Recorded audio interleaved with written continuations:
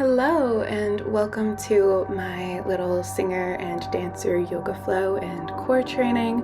I pretty much do an iteration on this whenever I do stretches and toning. As you can see here, I started with the splits and a little choppy getting into them because I didn't get to slide with any song.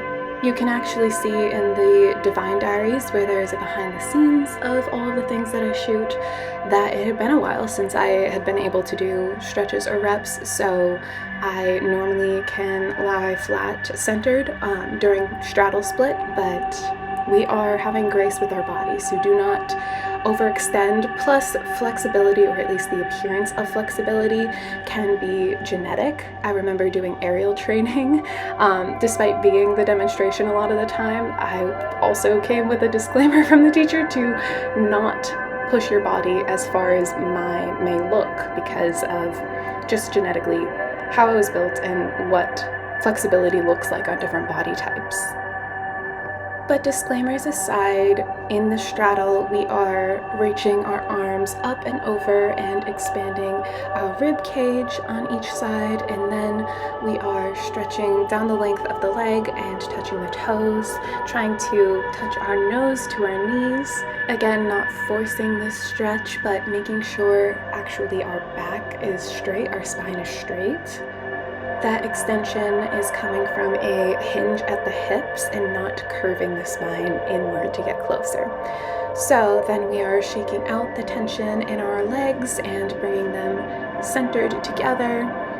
And again, we are extending to put our hands as close to our toes as possible, our nose as close to our knees as possible, and we're going to hold that in both a flexed and pointed toe. Then coming back up, we are crossing our leg over the other, so our knees are up, and we're twisting the spine to put the opposite shoulder. So if your right knee is up first, you're going to put your left shoulder on the opposite side of that knee for a little twist in the spine. Also, do all of these at your own pace. I understand that the video is a little faster than my narration. That will not be the case later. But then we are coming to center once more, putting our feet, the bottom of our feet together in this butterfly leg pose, and you can bounce your knees for a little moment, get used to this. The closer your heels are to the core of your body, the more intense the stretch is going to be, and also the closer your knees are to the floor. So have whatever modification fits your body and where you are in your own flexibility journey. In this butterfly pose, again in your own time, we are going to do a little swivel of our spine, get a little bit more fluid and flexible in those muscles that we have hunched over a computer very often. Then we are going to place both of our hands on one knee and do a little spine twist yet again, and repeat on the other side. Then, as you saw, we are following the same pattern where we are lifting our arms over our head and allowing an opening of our rib cage. I actually even give a little pat to kind of loosen any tension and extend that stretch a little further. We'll also repeat the nose to knee stretch here, making sure our spines are flat.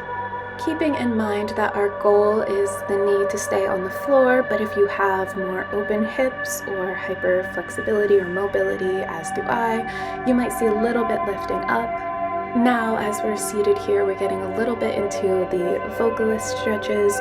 So I started with rolling out my neck, and I was always given the advice to not let your neck drop all the way back and put too much tension on the front of your vocal cords and larynx, but I also probably shouldn't be headbanging, and such is my genre, so on that note, it's recommended for the hips of dancers to not sit in that sort of M or W shape with your feet off to the side of your hips, but I don't know a dancer who doesn't, so I digress. Returning to the neck stretches, the next thing we're going to do is subtly tilt our head to one side first, obviously then the other, but we are going to extend our arm in that similar way up above our head. Then we are going to lightly rest our hand upon our head. Now, what's important about this stretch is that we are not pulling with the arm down on our head in this direction, The goal of this position is to use the weight of the hand to deepen the stretch, not to use the hand at all to force the stretch. Then, as you can see, I find that muscle on the side of the neck that goes from about the bottom of the ear down the length of the side neck into the shoulders, and we are just going to massage that. I personally hold so much tension in that muscle, and that is definitely not great for singing. Having too much tension in the throat or neck, it causes us to use the throat too much to control our tone or our note changes, when the acoustics of the mask and your nasal cavity structure should be doing that for you. I'm then going to do the forward bend, remembering to keep the spine straight once more, but still in this butterfly leg position. Then the visual just passed, but a wonderful stretch for hunching over a computer all day. What you're going to do is keep your arms straight out in front of you, interlock your thumbs, and then you're going to lift both arms together up to about where your ears are. And when you get to that position, you are going to flip your hands, so instead of the palms facing, the backs of your hands are facing and the pinkies are leading the rest of the turn, and then you're going to try to keep them as straight as possible, continuing to go back, but they're going to separate and your shoulder blades are going to touch, and then continue the circle all the way around until they're back at your side. Okay, then we're going to bring it up to our hands and knees, and we're going to do a little cat and cow. So just breathe with that motion, and then we're going to thread the needle. So what we do here is, with the inhale, we bring one arm up, straight out to the side, and then with the exhale, we thread it through our other standing arm and rest our shoulder on the floor and twist our spine. Okay, now we're finally caught up with the narration and the visual, but we are bringing one knee up into a lunge, and we're going to start by leaning forward into this lunge so that we are dropping deep into our hip bones and we are pushing our weight forward into that standing knee, and then doing the reverse, so we are shifting the weight backwards and touching our nose to our knee once more. Then we are going to shift the position of our back foot so that we are standing on our toes and the balls of our feet, and we can lift that knee into a standing lunge. So then we flow through the warrior sequences. We lift our arms straight up, facing forward still. Then we widen our arms to the side in the same direction that our legs are in Warrior 2. Then we're going to do a sort of modified 3 as we rest our arm on our front-facing knee, and once again bring our other arm up and around, opening the ribs. And then we will do a traditional Warrior 3, bringing that arm on our knee all the way down to the floor, while keeping the back arm extended, facing straight up towards the ceiling. From that Warrior 3, we bring the arm that's in the air back down to the floor to meet the other, and bring that first arm that was on the floor around to the other side of our knee so that we have one arm on either knee. Now you could bring that front knee back to meet the other straight leg and go into a plank, but I'm showing the modified version where you actually drop that straight leg knee to the ground and then meet the front knee where it is, so we're returning to hands and knees on the ground. And returning to this starting posture where we had done cat and cow, we are going to go through the same sequence through the other side. So we are going back into the lower lunge, where we are going to deepen the stretch into those hip flexors, and then stretch back, straightening the front leg and touching the nose to the knee. And then we are going to go through warrior sequences once more on the other side. Once we have completed the sequence on the other side and we have returned to hands and knees, we're actually going to drop down to our elbows, and then we are going to do some glute toning. So first we will do donkey kicks. I am doing 20 on each leg.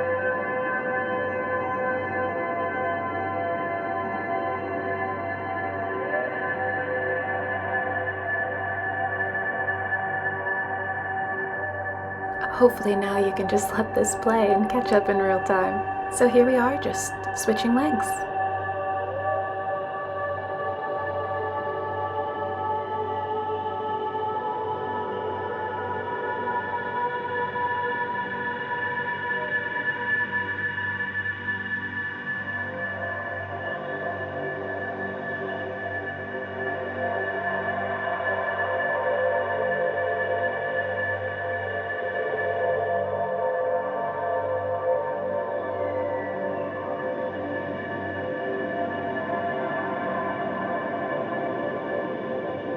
Here we are switching to fire hydrants, so it is the same knee lifting but to the side. These are also opening and strengthening the hip flexors, so we are going to do 20 of these on each leg as well.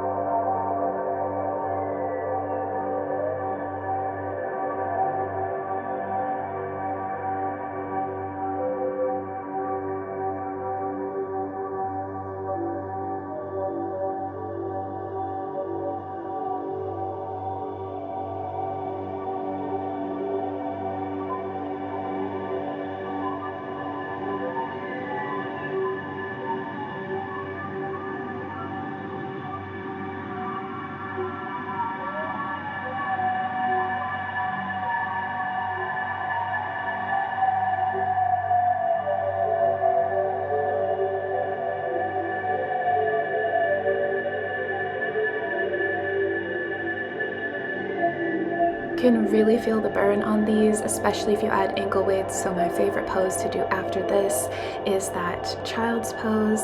We are widening the knees so that we can fit our torso between our hips here, leaving our arms straight out in front of us and dropping our head to the ground.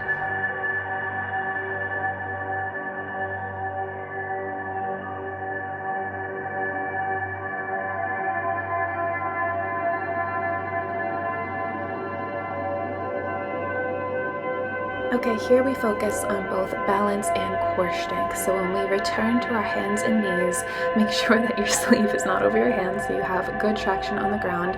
And we are going to lift the right arm and the left leg, and then you can see we're bringing our arm and leg in together to touch our elbow and our knee. We're going to do, I did 10 of these, but I would recommend 20 or whatever reps you are comfortable with.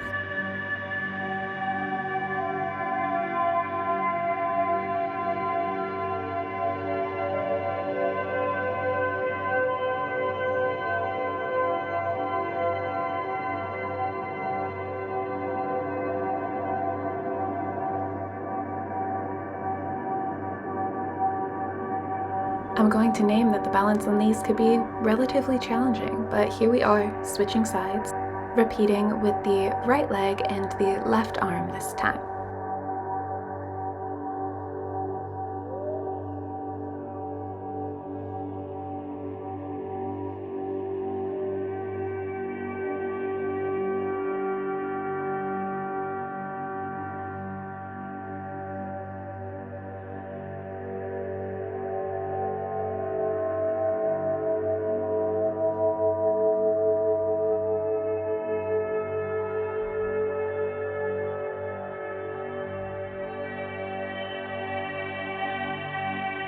Alright, once we've completed those reps, we are returning to the hands and knees and then bringing our knees up into this plank position, and we're just going to hold this classic plank for as long as you can. I personally knew I wasn't going to fast forward on this video, so I didn't do too long because I think that would be boring to watch, but also, I'm not going to fool you, I can't hold it much longer than this anyway.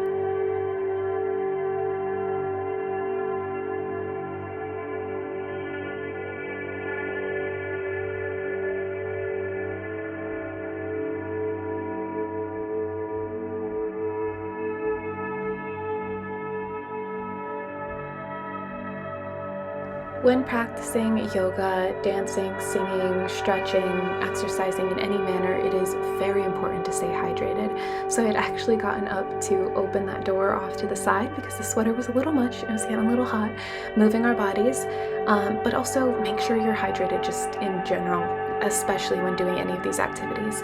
But here we are lying down on our back, almost like a shavasana, but we are going to bring one knee up and over to the side across the other leg so that there is a twist in our spine while keeping our shoulders flat on the ground, and we are going to face in the opposite direction than our knee is facing.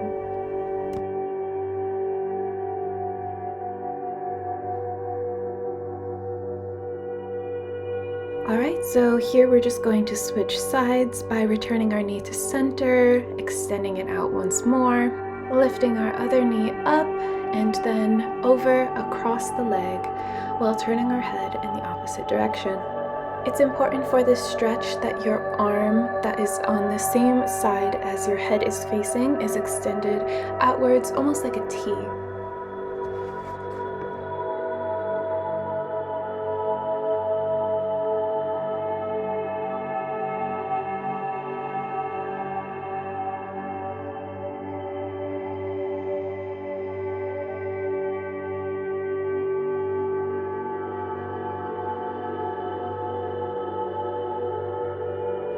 Alright, now we're bringing both of our knees up to center and dropping each of them to the side, repeating that butterfly pose, but now, obviously, our backs are flat on the ground.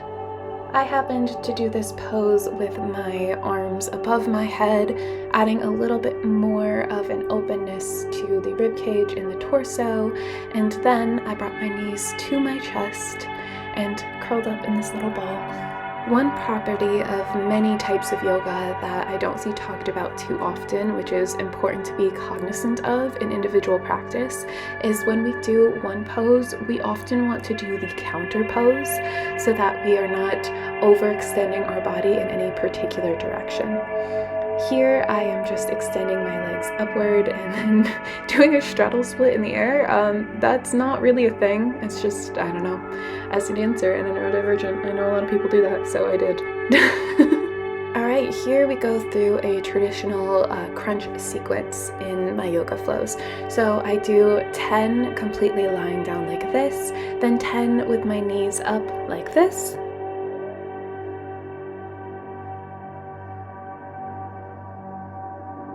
I do 10 more in this 90-degree angle with my knees, with my ankles interlocked. We are going to go back down through the whole sequence, so it doesn't matter which ankle is above the other because we are going to do the opposite on the way back down. Then you can see I straighten my legs straight up and do 10 more like that. The most important thing with these reps is to just go all the way through. Don't take a break. And these particular ones, we're going to rest right after. So here you can see I'm going back down, I'm doing that 90 degrees, then soles of the feet on the ground, doing it with the knees up, and we're going to do 10 more with legs straight once more.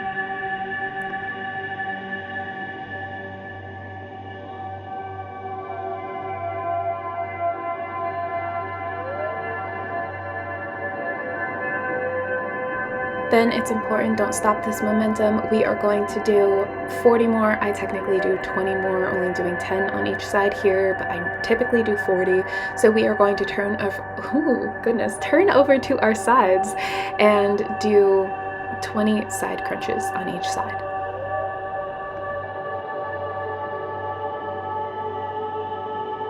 Okay, here we are bringing our knees back to center, extending our legs straight, and returning to a shavasana, but you can see I currently have my hands placed on my neck. So what you do here is you take a deep inhale breath because we are going to close off the airways, and I am just putting light pressure with the palm of my hand, the base of it, into each side of my neck. You do not want to squish the center where your actual airflow and vocal cords are. We're putting pressure on either side, and this is because as a singer I find I carry so much tension when I do crunches, and I am forcing those muscles to relax.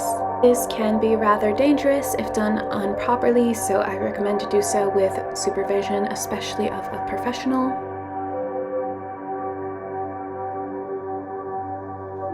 Now we're just going to enjoy a shavasana for a beat, so I am extending my arms back out once more into that T shape, and we're just going to lie here and we are going to bring our breathing back down to a steady rate, and we are going to feel into our body, feel the tension release. We're going to become cognizant of the contrast from when we began this flow.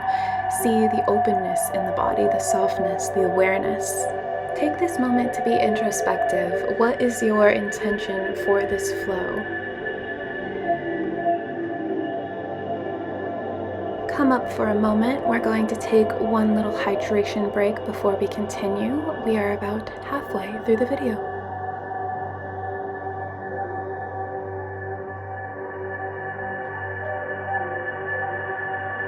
Alright, 20 minutes into a yoga flow and we finally find ourselves into downward dog. So meet me there when you're ready and any modification that your body is prepared to be in. Okay, so we are lifting our left leg. The goal here is to open up the hips. We turn them out a little bit. You can even drop the knee to extend that stretch in a sort of twist position, but the goal here is hip opening, so we are not trying to overextend. You can see I even put a little bend in my elbow.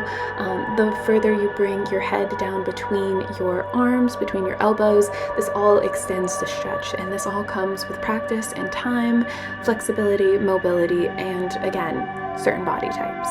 So when we bring our leg back down to the ground, we are going to find ourselves in this pigeon where you move the hip and the foot slightly to the side so that you can lie next to your bent leg, or if that is too far of a stretch, you can stay seated on the leg and just stretch your arms forward, making sure that we are not bending the elbows, keeping our arms straight and our spine straight. As you can see, after the pigeon, I keep that right leg out straight, but I sit behind my bent left leg, and we are going to bring the arm up and over our head once more.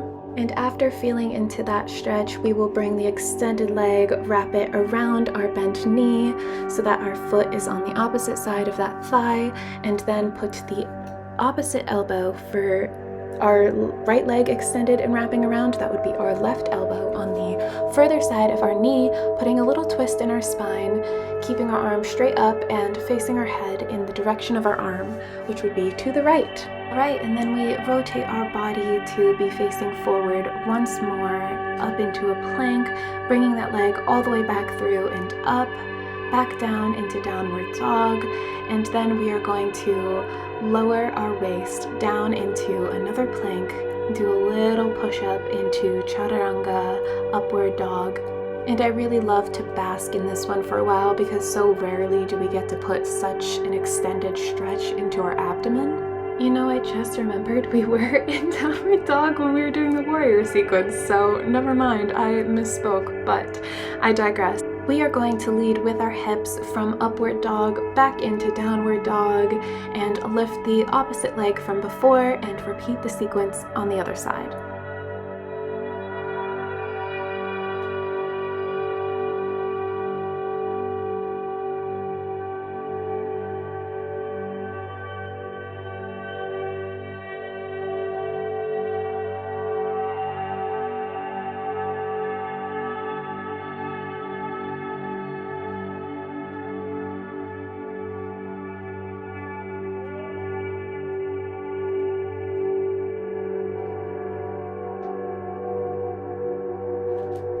This time, when we find ourselves in upward dog, when we lift our hips to downward dog, we're actually going to find a plank position and begin doing some mountain climbers.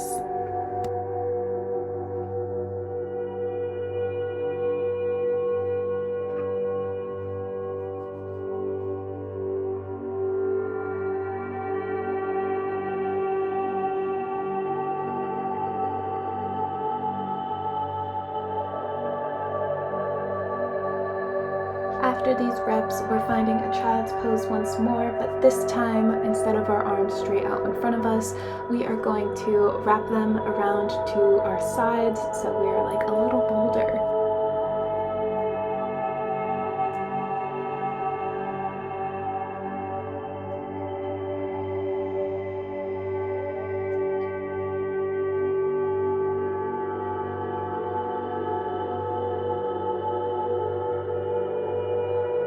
Don't forget your frequent hydration breaks.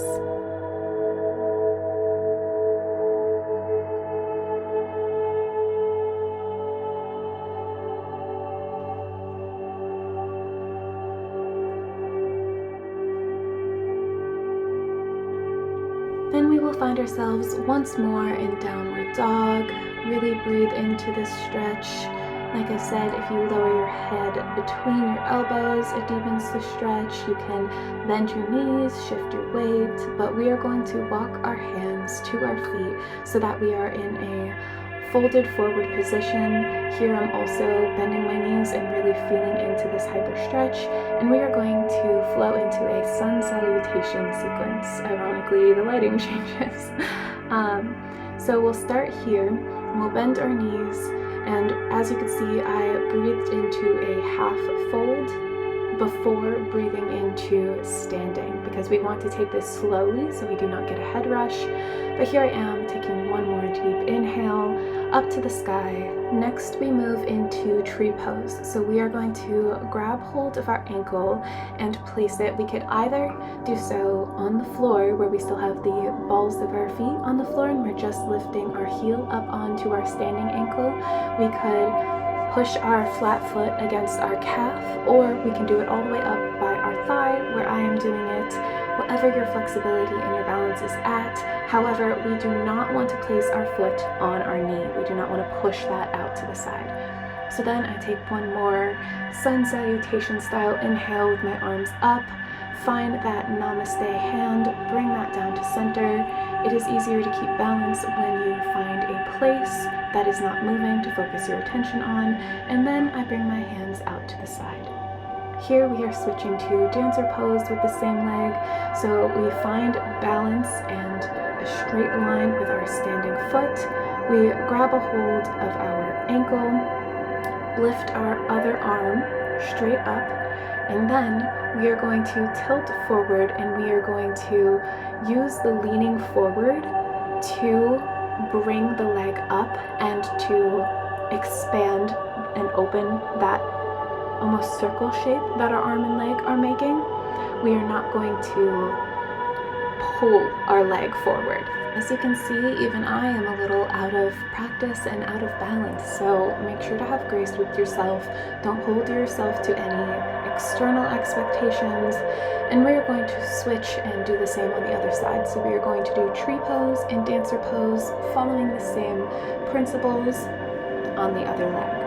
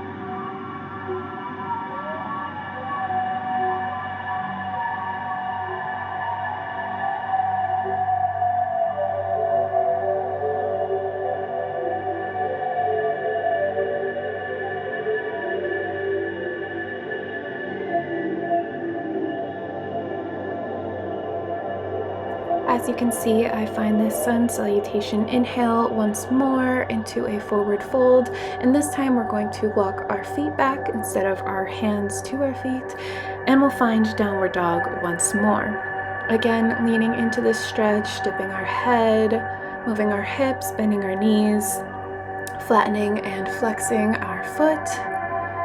And then we'll slowly shift forward into a plank once more. And we're going to hold this. And this one I could hold for even less time after all of those core reps.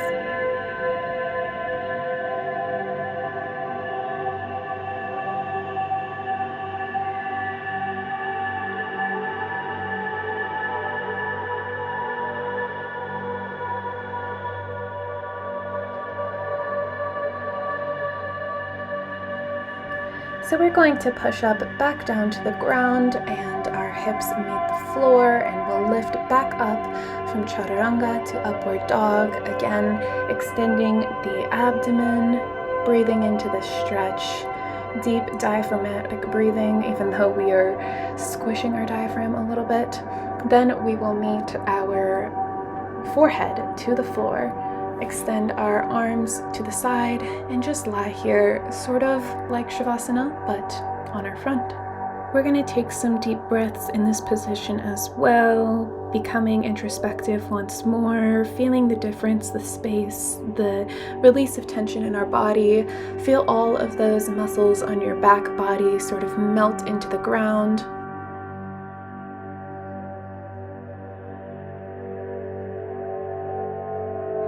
And now we are going to slowly turn over to our side and back onto our back, bringing our knees up once more. And here we are going to do 20 reps of a bicycle crunch. So remember when we were touching our elbow to our knees? We are essentially doing the same thing, but now on our back.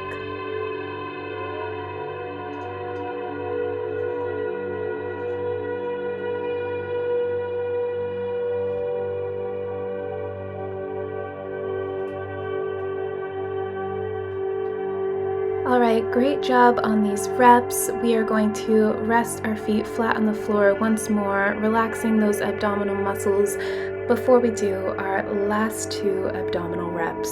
Alright, for these, I personally like to tuck my hands under each hip bone so that there's sort of a padding with your pointer finger and thumb around your butt bones.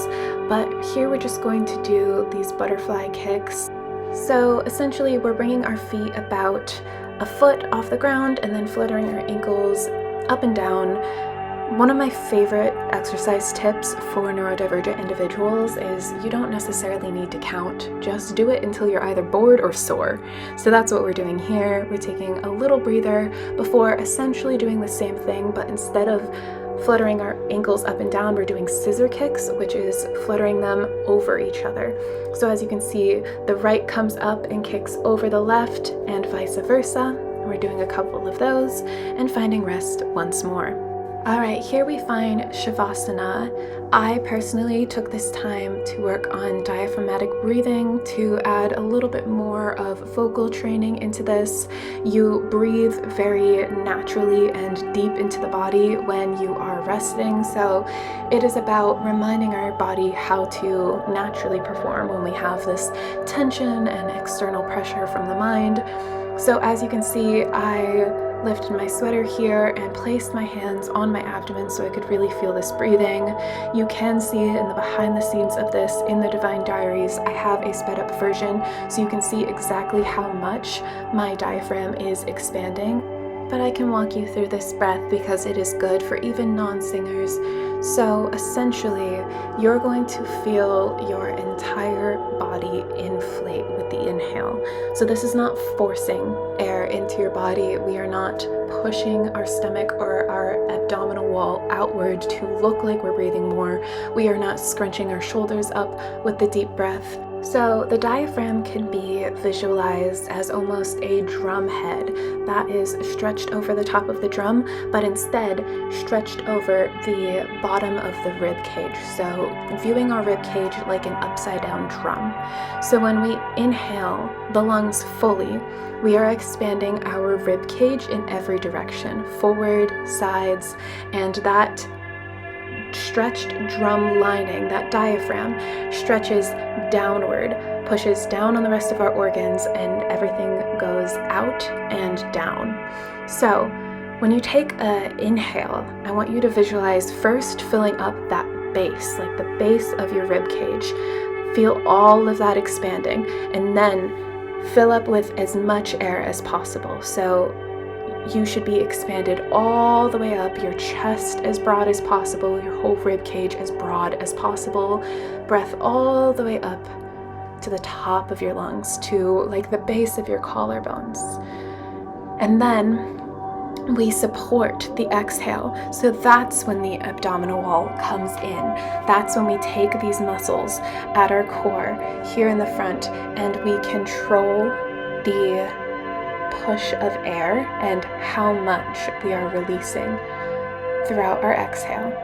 And that is what changes the power behind our speaking or a note that we're hitting.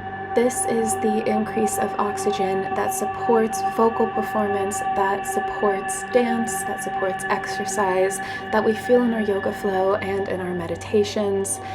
This increase of oxygen helps cognitive functioning. Breath is our most fundamental expression of body life source, of physicality of life source. So it's going to support all of the expressions of life that our body partakes in. All right, we are returning to this vocal neck stretch, but honestly good for anybody who, again, is hunched over a computer all day. Do not follow my example by dropping your head too far back like I did here, but we are going to, in this seated position, continue meditation. So you see here, I'm starting to exhale through my mouth. So when you are ready, if it is safe to do so, please close your eyes.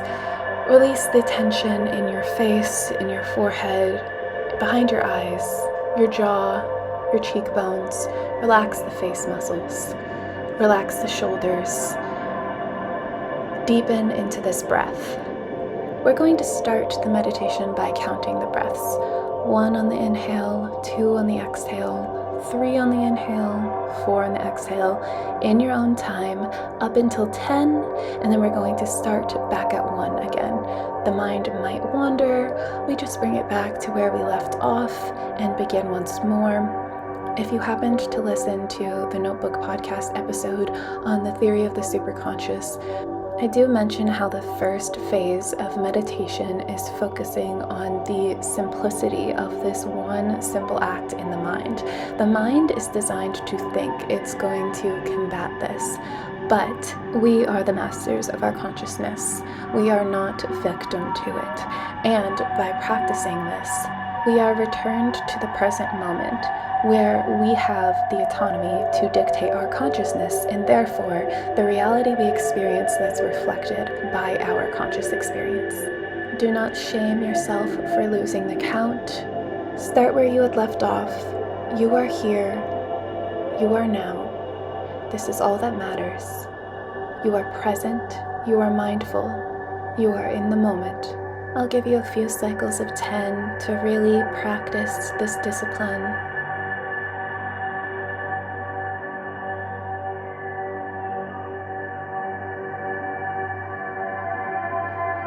Wonderful job. So now we are going to focus on this visualization. So first we're going to do a scan of the body. We're going to start at the forehead, on the top of the head, down the eyes, the nose, the ears, and we're not trying to change anything, fix anything, push away any pain or change any posture. We're still scanning down the body in our own time. We're not trying to change anything. We're just getting a mental picture of where our body now is. We're going to take a moment to express gratitude for taking some time out of our day to nourish our body, to be present with our body, and to care for it. Thank you for spending some time on yourself today. We're going to close out this meditation by picturing a ball of light floating a few inches above the head. And you can imagine this in gold, in white light, in silver, whatever your preference is. And you're going to imagine it pouring light liquid into your body, filling up first your toes, up your feet, your ankles, and your calves. Again, in your own time, and watch it relax and release the tension, melt away any negativity in every cell of your body.